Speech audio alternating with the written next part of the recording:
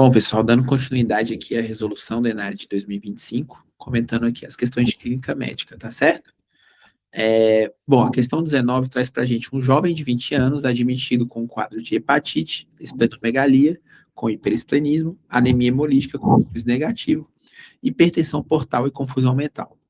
O exame neurológico mostrou uma síndrome rígida acinética semelhante ao parkinsonismo, tremores e ataxia. Foram também observados disartria, disfagia e incoordenação motora.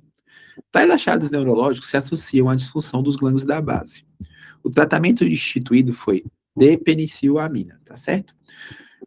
Associada à piridoxina oral, 50 miligramas por semana, e também o zinco elementar na dose de 50 miligramas 3 vezes ao dia. E com isso, houve melhora clínica e indicação para que o tratamento fosse continuado indefinidamente, além de uma dieta específica. A doença em questão é...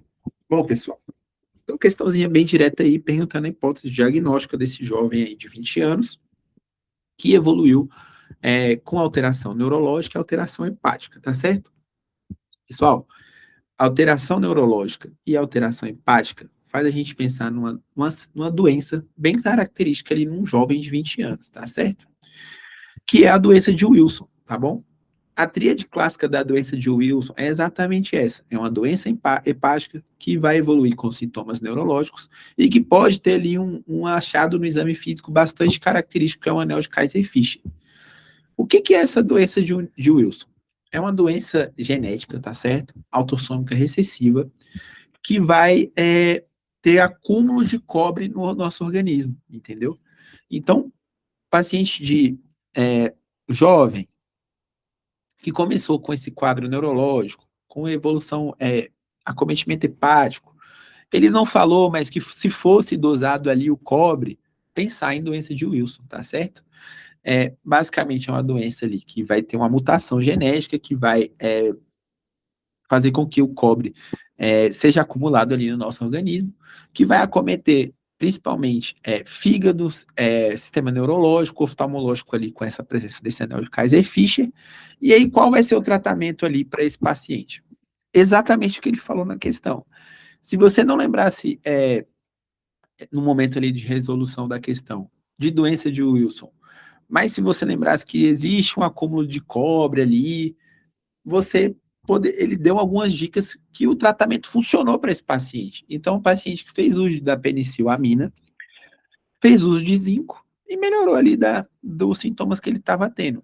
E ele ainda falou no final da questão que esse tratamento vai ser o resto da vida, pensando numa doença genética ali, que é incurável, mas que com o tratamento contínuo ali, ele vai conseguir levar a vida dele, tá certo? Então, basicamente, ele fez uso de um agente quelante para expulsar o cobre ali, e fez um uso do zinco ali, que também vai diminuir a absorção do cobre, tá certo? Então, aqui, dando uma olhada nas alternativas, na letra A, ele falou de hemocromatose.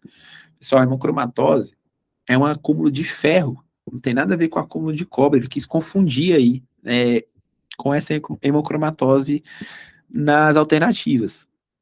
Na letra B, ele fala de hepatite autoimune. Hepatite autoimune não ia cursar com esse acometimento neurológico, com esse acometimento de gânglios da base, não faz pensar em hepatite autoimune, tá certo? Colangite esclerosante primária é um acometimento do ducto biliar, não tem nada a ver com o quadro do paciente, tá certo?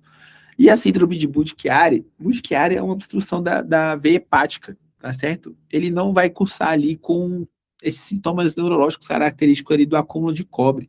O Budd-Chiari vai ter um acometimento ali da veia porta, basicamente o paciente vai cursar com hepatomegalia e ascite, mas o acometimento neurológico ali não é característico da síndrome de Budd-Chiari, tá certo? Então, a resposta mais correta nessa questão 19 é exatamente doença de Wilson, tá certo, pessoal?